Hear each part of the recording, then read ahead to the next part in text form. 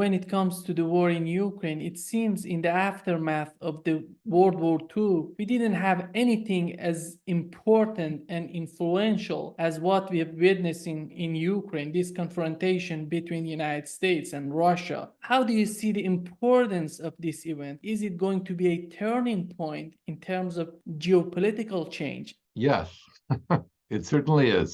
The Chancellor of Germany put it well, I think, when he first said it was a Zeitwende, so a turning point in time, for all the reasons you said, namely that it is a very dramatic conflict.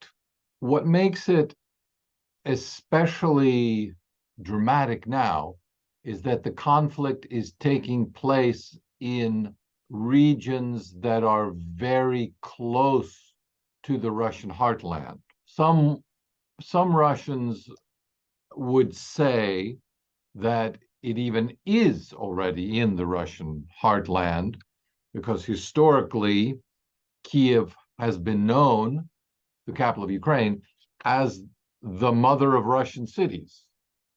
That's a very old designation from a 10th century chronicler. And the reason it is so dramatic now, whereas it was not during the post-war era, you mentioned World War II, is because there was a buffer zone between East and West. And that buffer zone disappeared when NATO expanded. So in the absence of a territory that could exist, a neutral territory that could exist between the two antagonistic military pacts, we now have what both sides view as an existential conflict, a conflict over their very regions that are vital to their very existence. Although it seems that for Russia, it's really they've defined it as a much more desperate effort right now, because, as I said, they see it as being not only on their doorstep, but already in their territory. What was the reason behind the Biden administration's decisions to not negotiating with Russia, instead of negotiating, going to war with Russia? What was in their mind, in your opinion? There are some very crude analogies that can be made as to why nations go to war. There's a large amount of scholarship that says nations go to war over the desire to be dominant, to be masculine, to show who's boss, not over any real issues that would be important, but that are subjects of prestige and mental well-being, so to speak, especially men. At least there's been a whole literature about how this is really a competition among national leaders over their masculinity. That's one view. Specifically as to why NATO chose to push, or let's say to reject the argument, the proposal by Russia, I should say, to negotiate a revision of NATO's stance. Well, I think NATO leaders were simply not comfortable with the idea that what they had achieved over the last more than 20 years in terms of NATO expansion could be renegotiated. And some of that has to do with the psychology of we won, you lost, what's there to negotiate? And some of that was exacerbated by the perception that we see constantly reiterated in the Western press, which is that Russia is not a strong enough political power to ask us to change. We are the strong ones. They are the weak ones. Therefore, they should do what we tell them.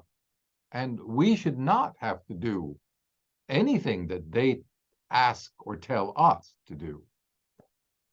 And here I think Putin insisted on being treated differently today from the way Russia had been treated by NATO at the end of the 1990s and the early 2000s.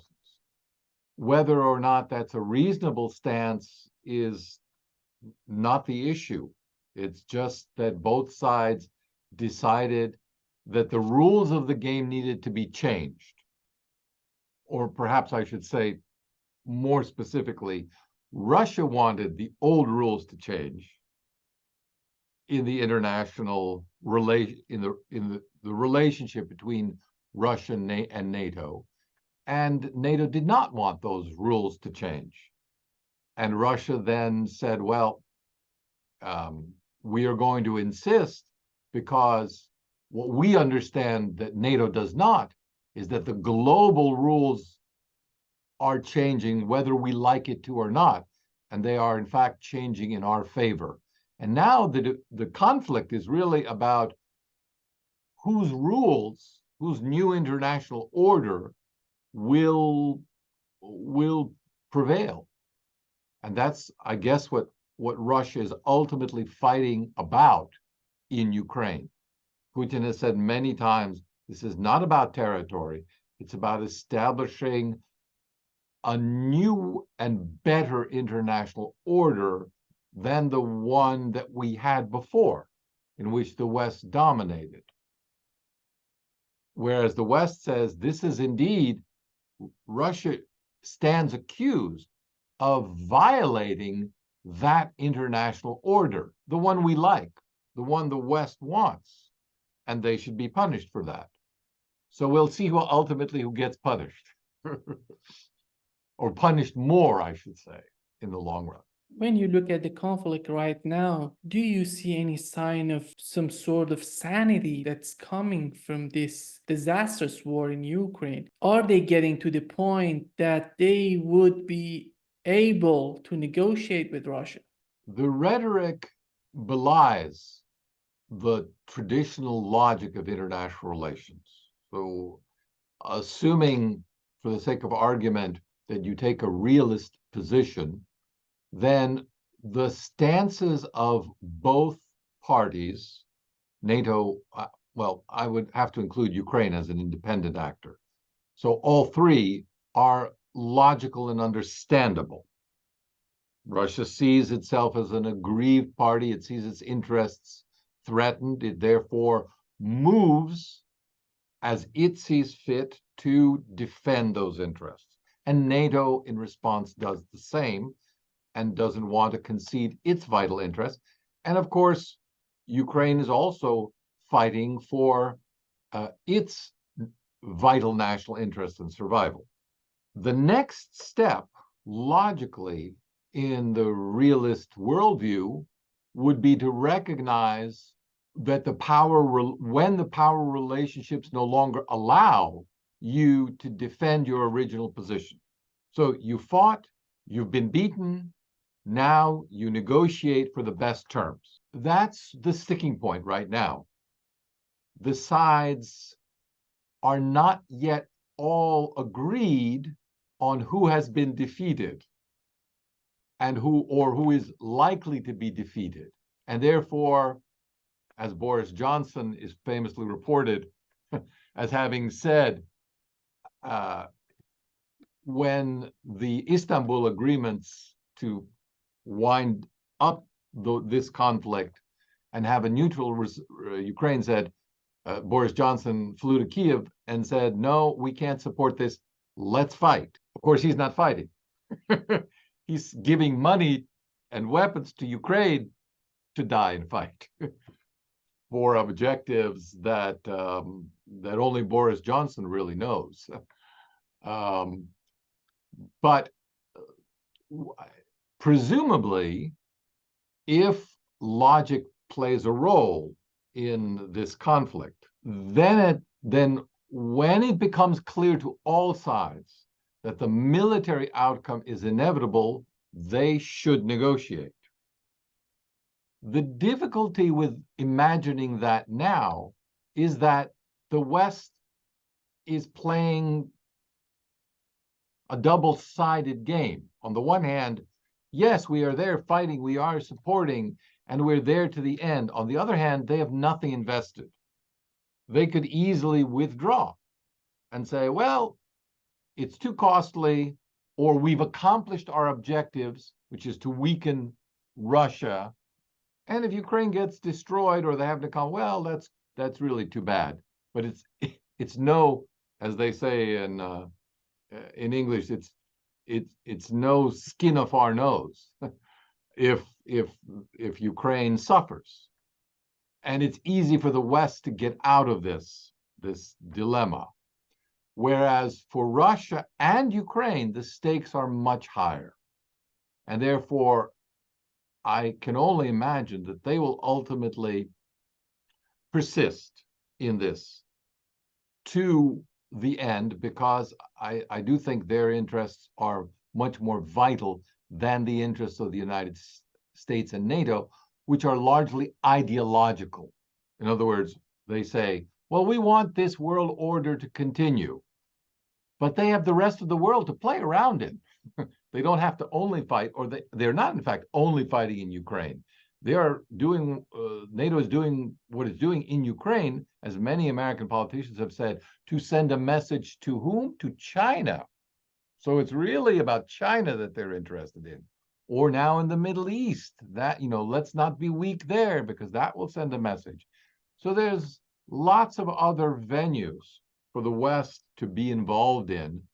And to the extent that these sorts of conflicts proliferate around the world, and especially the United States is engaged in being the world's policeman, in structuring this world to the advantage of the United States and the current international system, it really cannot afford to spend that much more in Ukraine.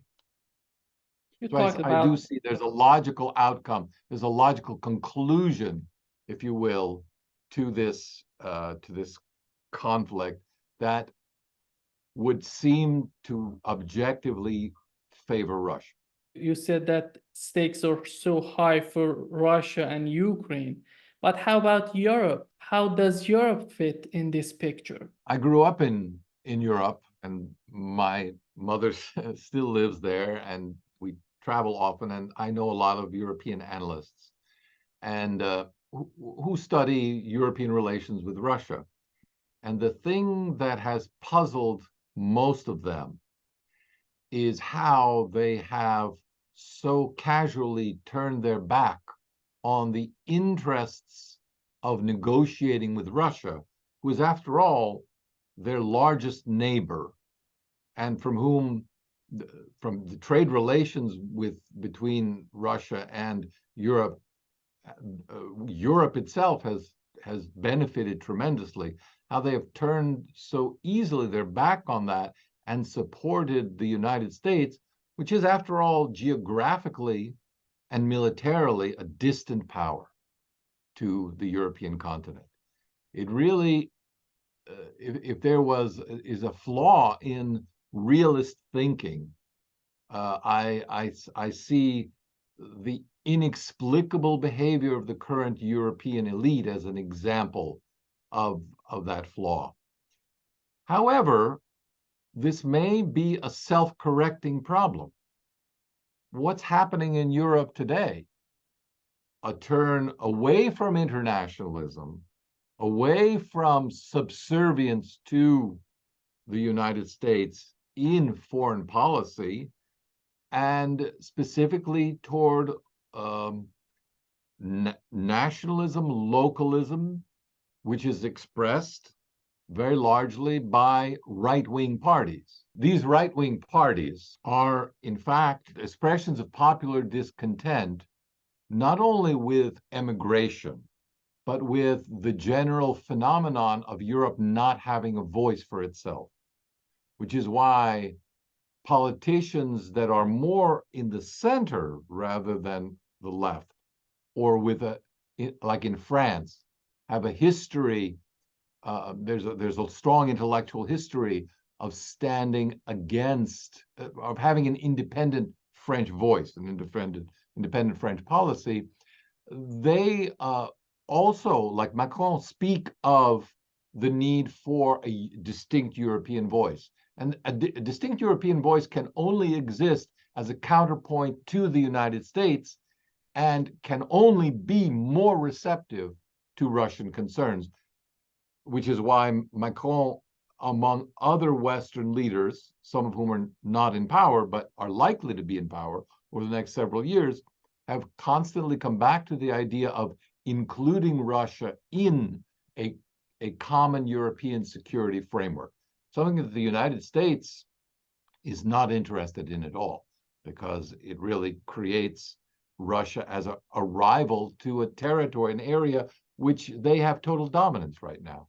Do you see any viable thinking in separating Europe from Russia? Is that possible, taking into account the long-term consequences of this separation between Europe and Russia in terms of energy, security? It's all connected together. Do you think is that possible to continue like this, these relations that have been so disastrous since this war started in Ukraine? The rhetoric in the short run of, let's say, the German government completely contradicts its own foreign policy vision for the long run. And no one is yet challenged the existing government and governments and their policies in Europe to reconcile these two.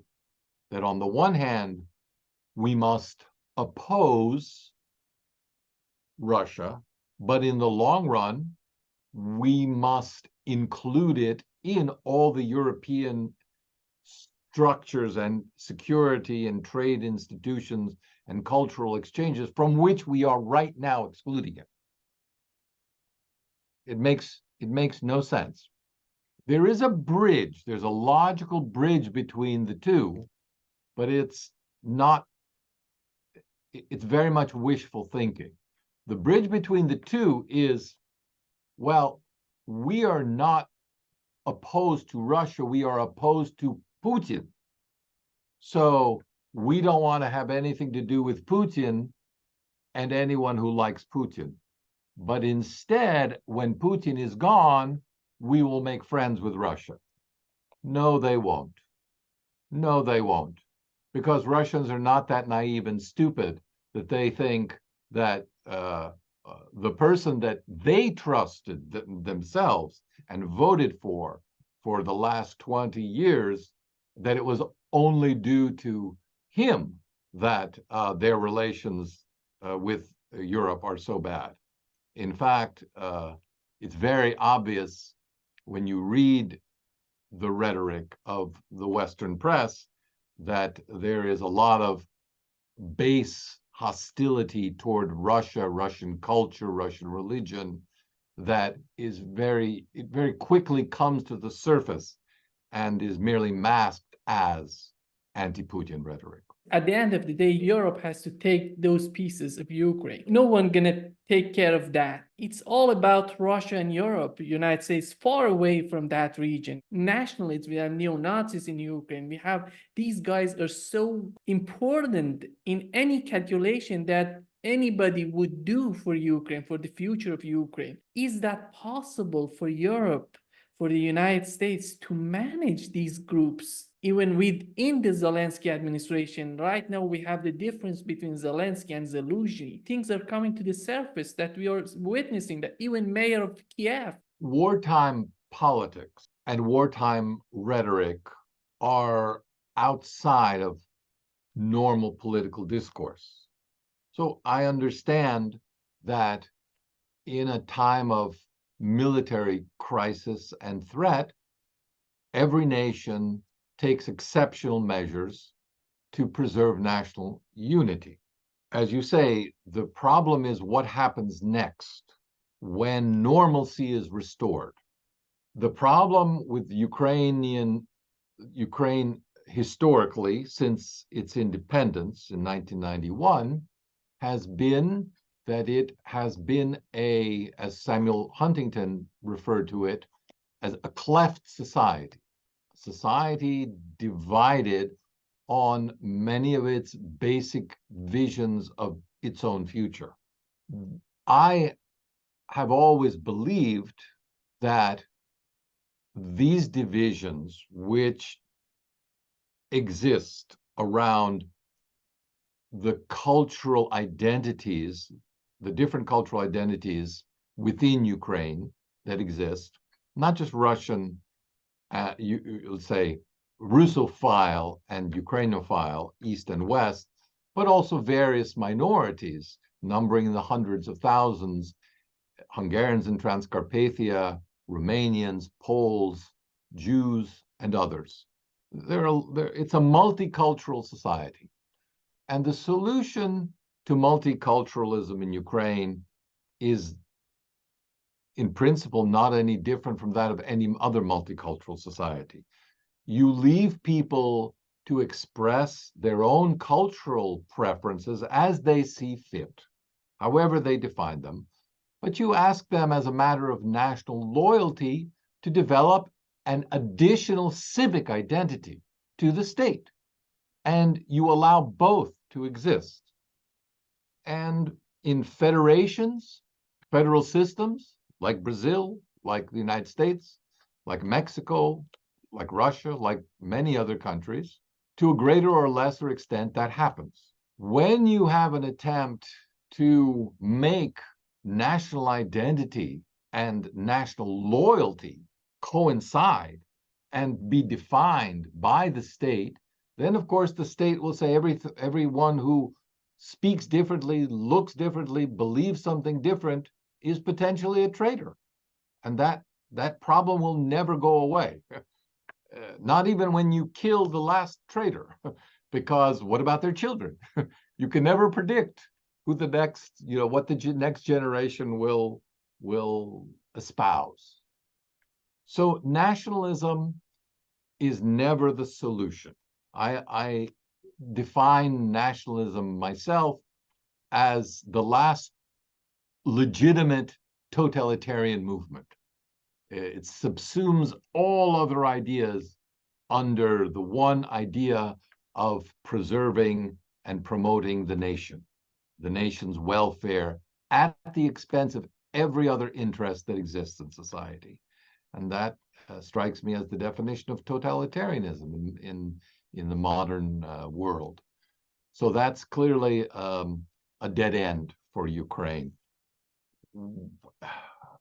Hopefully, society can reach a consensus on that, on the need for a multi-layered, multicultural civic national identity that could unify all Ukrainians. Is it possible to change the Zelensky's mind, to change his vision toward the solution of this war?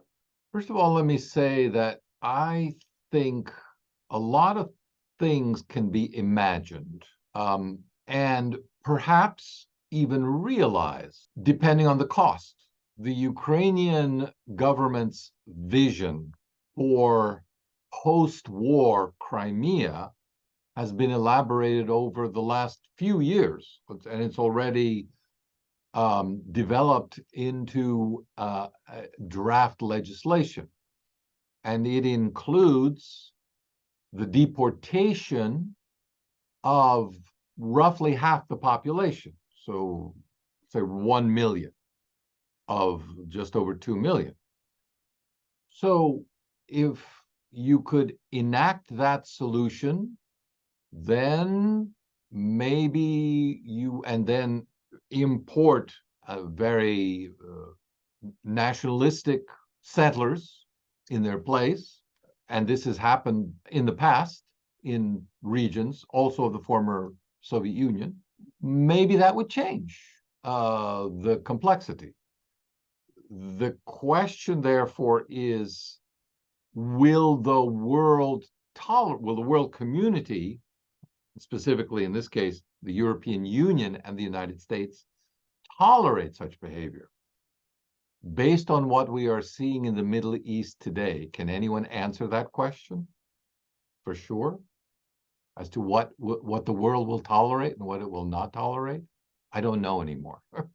I have to sadly say, I can imagine very bad things happening in the world. So I don't think it's just a matter of changing Zelensky's mind. Zelensky is today the president. He won't be president forever. It's not clear if he is necessarily the right person that everyone in Ukraine and Ukraine's supporters in the West and in Russia see as the best interlocutor for the future of Ukraine. There's a lot of press speculating on, oh, Zelensky can't change, so the West will remove him and replace him with somebody else. That's not easy to do, and would be dangerous in and of itself, because it would weaken the legitimacy and fabric of the current political system. So I don't know whether that's likely or not. So, however, I'll go back to a point I made earlier.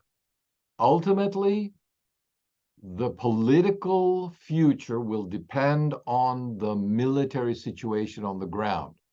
And if anything, we have seen the truth of this in the reduction of military assistance to Ukraine over the last 6 months. At precisely the moment when Ukraine probably needed such military assistance the most to conduct the counteroffensive that would have, according to Ukrainian objectives, split the Russian lines and been a forepost for launching an attack on Crimea, the West did not. It failed to provide the weapons, manpower, munitions, advice necessary to do this. So Russia is now in a more advantageous position. Whether or not, once the Ukrainian leadership comes to the recognition that the West is not, in all likelihood, going to supply it with the material that it needs to actually reconquer the territories that are currently under Russian occupation. Once it realizes that, what political options stem from that? One has to assume that if the government is keen on surviving and being supported for having a realistic set of objectives, then it will begin to reassess those objectives and try to find a way to reach a negotiated settlement with Russia. We know that's exactly what it did in March of 2022, and would have done, probably reached a conclusion, or let's say a conclusion seemed very close, until the West intervened directly and said, we do not support this. Now, if the same proposal were made, judging from the public discourse, it sounds like many people in the West would say, yes, we would very much like to support this now, because we don't believe that we can change the military outcome anymore. But maybe that will change in 6 months. Again, as long as people think there is something to be gained politically from pursuing a military solution, they will probably do so because they don't want to give up that ultimate hope. But once there is a very widespread consensus that the military situation is hopeless, that's when political negotiations become possible. You wrote a book in 2022, The Tragedy of Ukraine, what classic Greek tragedy can teach us about conflict resolution. Could you elaborate a little bit about your book and what you're discussing in your book? So I was looking for a way to understand the conflict in Ukraine that has occurred, if you look at it historically, that has been going on, I should say, historically for more than a century. Sometimes I say as long as 150 years, you can trace the divisions inside Ukrainian society and the inability to reach a social consensus that has led, as I say in my book, 4 times to military conflict within Ukraine between different factions in East and West. So my primary concern was to understand the domestic origins of this conflict, not how it was taken advantage of by external players, external actors, I should say, in Russia and in the West, who have their own agenda. And I felt when I wrote the book that hope lay for Ukraine in their own society's ability to forge a domestic consensus, that if they were able to overcome their own internal divisions and indeed forge a civic consensus, as I say, which would make cultural and religious and ethnic differences secondary to their overall unity, then as a result, no one could take that away from them because they would stand united against attempts to pull them one way toward the West or another way toward Russia. And that would have been an optimal solution. But I think in retrospect, while that still remains the ultimate hope for Ukraine, we have seen how eager different parts of the Ukrainian elite have been to sell their country's interests to either one sponsor or another. And it has made reconciliation very difficult. Why did I choose as the vehicle for my analysis classical Greek tragedy? For a very simple reason.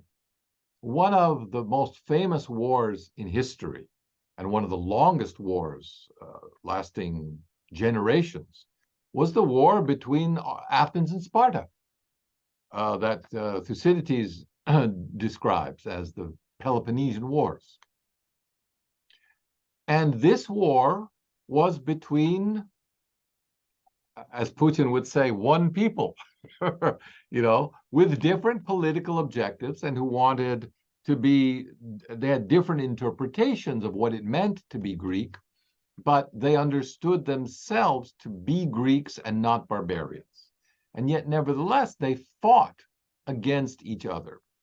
And classical Greek tragedy was developed as a way to explain to the Greek citizens, the Athenians mostly, but also Spartans and other city-states, why this war was going on, an explanation of the war, and secondly, the path to reconcile among brothers, to heal the wounds of war.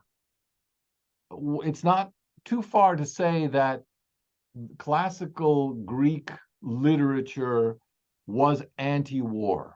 In other words, it argued that there is a meaninglessness to war that comes from the inability of brothers to communicate with each other. And when they lost the ability to speak to each other, and to see how much they have in common, well, then, of course, they turned on each other like the barbarians did. And that, in fact, led to conflict. And until that humanity was restored to the enemy, and the way of doing so was shown in Greek tragedies, because the narrative was, here's what happens when you lose touch with your family and other members of your society, your polis. You have eternal conflict and the wrath of the gods. But when you recover that, prosperity and harmony is restored. And so I thought that was in the book, I give many examples of what I call the method that was used to overcome this conflict, to restore dialogue, and from that, to restore the normality of harmony in society, which was the norm in Greek society, even during decades of civil war. The attempt was always there to overcome that and to show that the way to overcome this sort of conflict was by having a dialogue and wanting to understand what you did to contribute to this conflict. Ultimately, what is crucial to overcoming hostility and animosity and to seeing not the enemy in front of you, but someone very much like you, is to ask yourself the question, what did I do to contribute to the breakdown of this relationship? Not what did you do, but what did I do? And when both sides are engaged in that, then communication becomes really much easier. Putin just recently said that the ultimate goal would be denazification of Ukraine. What does it mean? Denazification is a term that is not popular in the West, but that is, I think, better understood, or more, I would say, more popular. There's a more popular consensus around it in Russia. And what it means is that it refers not to the Nazi era, but to the policies that the Nazi regimes of the past undertook to define their state as a nationalistic entity, as seeking to be only for a select, distinct ethnos, not welcoming or accepting of diversity in any capacity, but subordinated. The whole of society would be in a Nazi-like fashion, subordinated to a dominant ideology of nationalism, and that this involves specifically the reconstruction of national identity, the rewriting of history, and the imposition of restrictions on all minorities. So all of those actions are aspects that come under the overall heading that Russia refers to as denazification. And as the model, why did they choose that term? Well, one reason is that there has always been, since World War II, a cult of opposition to Nazism. There have been in the Soviet Union, and that has lingered into post-communist Russia. It was the victory against Nazism in World War II. It was as part of that victory, under the terms of the Nuremberg trials, that is where the term denazification was used and specified as the de-ideologicization of German society, to take out the one monolithic view, nationalist view of Germany, and replace it with a more pluralistic vision of German identity. And I can only suppose that that is what Russia would like to see happen in Ukraine. Hard to imagine that happening in those areas that are not under Russian control. But in the areas under Russian control, there have been efforts underway now for a year and a half, I guess, or longer, to develop alternative school curricula to address specifically the issues of Ukrainian and Russian identity and local Ukrainian identity in a way that is very different from the policies of the Ministry of Education of Ukraine. So those are two very different models and visions of Ukrainian identity that are now in conflict. One of the issues that goes beyond Ukraine and the conflict in Ukraine is this Russophobia in the United States. How do you think about these neocons? Are they that influential in making such a Russophobia in the United States? No, I don't think so. I remember a British book. The name escapes me, but the argument in it was that Russophobia as a term in the British press goes back to the early 19th century. So there is a long historical pattern and traditional way that emerged in historically in the British press, and from the British press has been taken over mostly after the Bolshevik Revolution, and then after World War II, in the American press as well, of defining Russia as a culture, as the antithesis of Western culture. So rather than seeing it as part of Western culture, which would begin to establish a common framework and a dialogue about what it means to be Western, instead narrow the definition of what it means to be Western and use the narrowest possible definition to segregate Western culture from Russia and to define Russia and Russian culture as not European, but Asiatic or Oriental. So it is in this broader cultural milieu that the political policies emerge and that they find support. It's easier to argue for policies that fight Russia, fight Russian influence, and isolate and contain Russia. So it's in this context that Russian that policies are made that can be funded and supported because Russia, as everyone knows, is the enemy. The same policies could not be pursued toward countries that are presumed to be friends.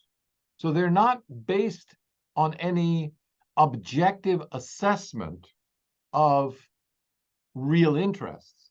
They are, in fact, products of stereotypes, of cultural assumptions that are carried forward from generation to generation that are never reviewed. and never reviewed critically. Although the literature on Russophobia has gotten larger and larger as a phenomenon. In the early 1990s, Berkeley historian Martin Malia wrote a book, Russia Under Western Eyes, which I think was crucial in opening this debate. And since then, there's been a book by Guy Maton called Russophobia, I believe. There's been a book by Andrei Tsigankov, who writes, a professor at the University of San Francisco, on Russophobia. There have been a number of good articles that touch upon this historical and cultural framework, and that point out why it is therefore so difficult for politicians to argue in favor of changes in our actual policies toward Russia, because it defies our way of thinking about who is our enemy and who is our friend. But until we face the fact that many of our policies are based on prejudices and stereotypes, there's not much chance of changing them fundamentally. There's almost a default setting to going toward hostility toward Russia. And once you have the hostility, you have to, of course, spend money to defend yourself against what is presumed to be hostile intent. And that's where the strength of the neocons comes from. Not that they have sound policies or are all that influential. It's just easier for them to make the argument because they actually don't have to connect the dots. Each listener is connecting the dots automatically for them. When it comes to Yeltsin, it seems that the West is so much in love, especially United States. It's so much more in favor of Yeltsin type president than Putin type president in Russia. If you were to draw the difference between these two presidents that came after the collapse of the Soviet Union, how do you describe the differences between these two figures? Not as great as many people think, particularly in foreign policy. If you look at the 1997 Russian foreign policy concept, which was the first serious effort to define Russia's interests in the world by Boris Yeltsin, one sees many of the same themes that were pursued by Vladimir Putin in his first presidency, then by Dmitry Medvedev and Putin in his second presidency now. So the differences there are not dramatic. There's two things, however, that are different and that explain the West's rather romantic assessment of Yeltsin. One, from the West perspective, is that Russia was weak. And one of the themes that the author I pointed out recently, Martin Malia, says, Europe always loves Russia when it is weak and hates Russia when it's strong. So it's not at all surprising that Yeltsin fits this pattern. Yeltsin presided over a weak Russia that needed help. The West did not give that help to any significant in any significant way, and indeed took advantage of Russia's weakness. But that made Yeltsin a comfortable figure for the West. Almost the ideal Russian was Yeltsin, much more so, I think, than Gorbachev. Because Gorbachev, I remember when Gorbachev first came to power, he was widely dismissed and feared because he was a young leader of a nuclear superpower. And who knows what he might do. And to the extent that he would be successful, he might be successful in reforming the Soviet Union, then the Soviet Union would become a threat again. What no one foresaw was that his reforms would lead to the disintegration of the Soviet Union, and that he would be all right with that. So that explains the liking for Yeltsin in the West. With respect to what happened subsequently in Putin, the difference is, again, that Putin is now presiding over a much stronger Russia and a much more united Russia that has reestablished itself in many ways as a political power. So I rather suspect, of course, we don't know, I can only speculate, but when I read the foreign policy agendas that were issued by the Yeltsin government and the Putin government, I often suspect that if Yeltsin were alive today, he would be rather much more like Putin than Putin like Yeltsin. With this conflict in Ukraine and another conflict in Gaza, do you think the United States foreign policy come to some sort of sanity for the case of Taiwan? Are we going to learn something out of these two conflicts? Well, I'm of two minds here. On the one hand, foreign policies are not made by individuals, and so one can't anthropomorphize them. One can't say, oh, American foreign policy should be this way because a rational person would do this. Because foreign policy is not made by one person, so it cannot be rational in that way or sane in that way. But foreign policies are conducted, or they manifest themselves as conflicts of the product of various interests that come into conflict and that are somehow resolved at a certain level.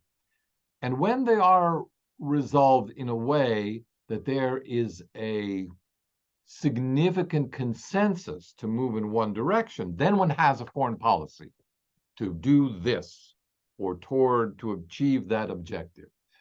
But many, many times that consensus doesn't come together. And then there is no real policy. There is simply debate. And the debate continues, and the actions, the foreign policy actions of the government are therefore inconsistent. And that's much more typical. It's much more typical for countries to have inconsistent foreign policies because there are important voices with differing opinions on how to proceed than there is for nations to have a very strong and determined and consistent view on things. The one thing that tends to bring about consistency and consensus is when vital security and national interests are threatened. That, of course, itself, the designation that something is a vital security interest of a country, can be debated. So I'm not actually talking about an objective definition of national security. I'm talking about the perception of national security. And here, in the case of Russia, we have an explanation of why Russia and the Russian government has been able to make a very convincing and easy case to the Russian people that Ukraine is of a vital security interest to Russia, because it's occurring next door in territories where many Russian people have relatives or have been to and understand perfectly well, or feel they understand perfectly well.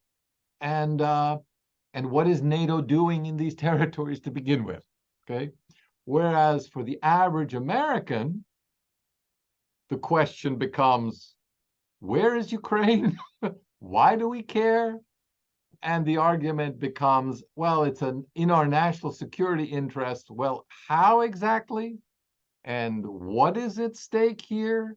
when the country is not even a NATO member? Why are we spending all this money? All the arguments that we've seen raised now that the military campaign seems to not be going well, are being raised because it's harder to make the logical case that this is in the vital national interest of the United States, whereas it is for Russia.